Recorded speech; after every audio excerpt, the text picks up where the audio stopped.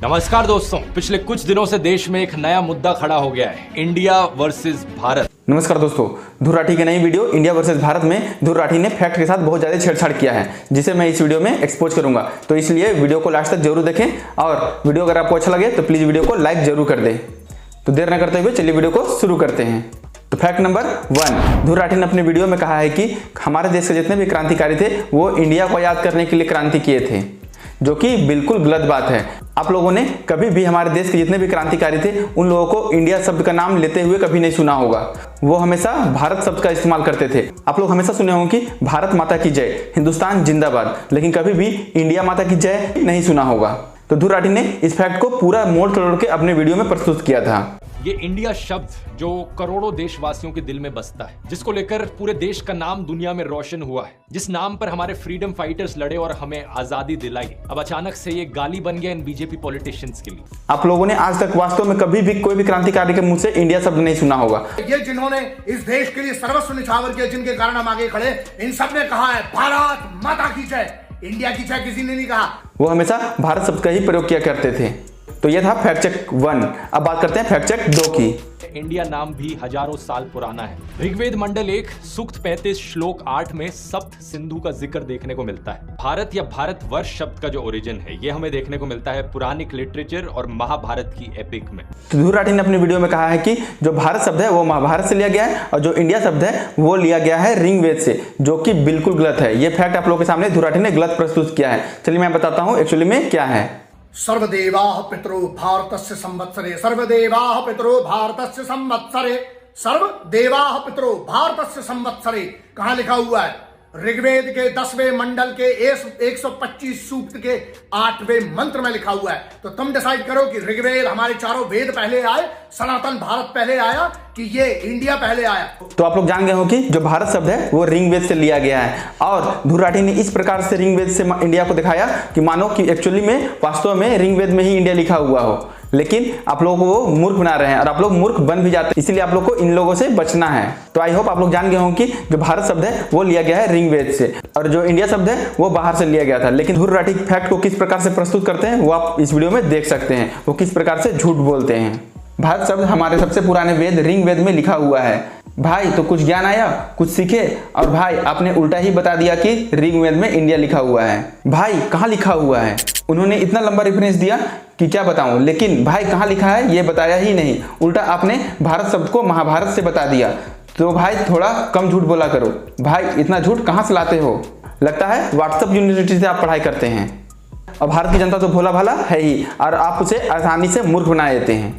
खैर चलिए अब चलते हैं आगे फैक्ट नंबर 3 पे।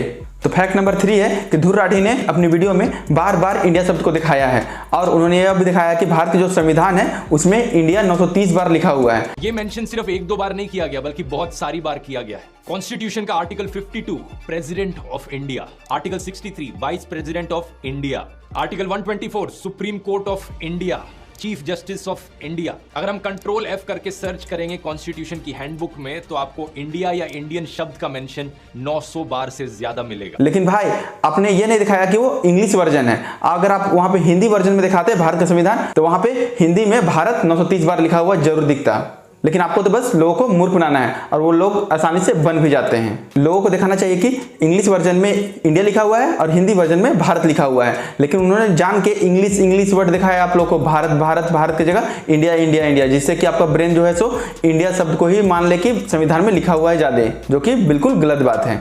अब जल्दी चलते हैं आगे फैक्ट नंबर 4 की ओर। तो फैक्ट नंबर 4 है देश के बुनियादी इंस्टीट्यूशंस और ऑर्गेनाइजेशंस ने इस नाम का इस्तेमाल किया है। Election commission of India, Indian penal code, Indian army, Indian navy, Indian air force, Indian railways, reserve bank of India, Indian administrative services, Indian institute of technology, coal India limited, steel authority of India limited. In fact जिस ISRO ने हमें चांद तक पहुंचाया उसका full form भी Indian space research organisation. भाई आपने जितने भी नाम लिए वो इंग्लिश में लिए, लेकिन अगर आप उसका हिंदी वर्जन निकालेंगे तो सब जगह में भारतीय लगा हुआ दिखेगा आपको, जो कि भारत को दिखाता है। जैसे कि इंडियन आर्मी तो वहां पे दिखेगा आपको भारतीय सेना, इंडियन रेलवे तो भारतीय रेल, सब जगह आप लोग को जहां पे भी इंडिया लिखा हुआ है वहां पे उसके हिंदी में भारत आता है। खैर अब चलिए चलते हैं आगे। तो अब बात करते हैं फैक्ट नंबर 5 की। दोस्तों, असम के चीफ मिनिस्टर और बीजेपी के पॉलिटिशियन हिमांता बिस्वा शर्मा ने ट्वीट किया, republic of Bharat happy and proud that our civilisation is marching ahead boldly towards Amrit Kaal. मतलब इस लॉजिक से मैं बोल दूं, वहां भारत गणराज्य लिखा है, अब से इंडिया गणराज्य है। देखो, मैंने एक नया फ्रेज इन्वेंट कर दिया। ध्रुव राठी को मैं बताना चाहता हूं कि भारत एक ऐसा देश है जहां फ्रीडम ऑफ स्पीच है, भले जर्मनी में ना हो।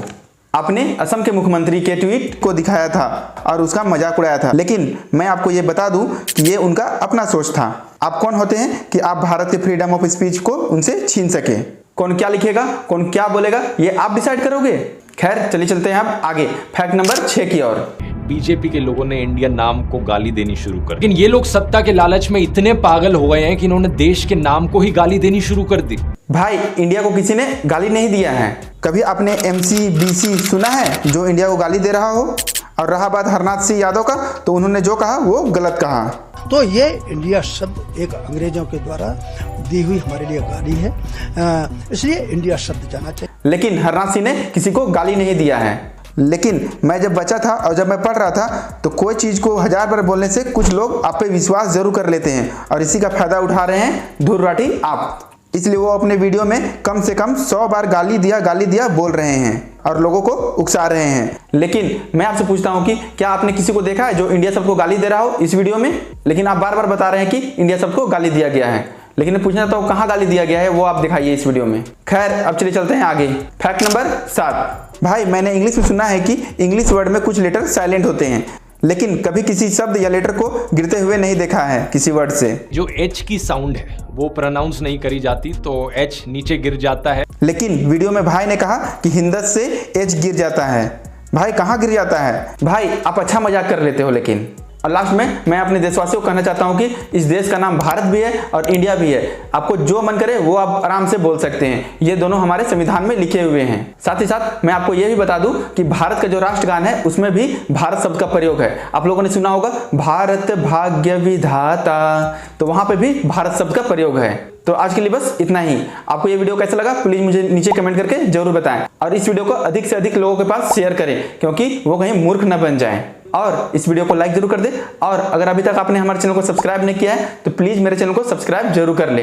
तो मिलते हैं नेक्स्ट वीडियो में, तब तक के लिए जय हिंद, जय भारत, थैंक यू।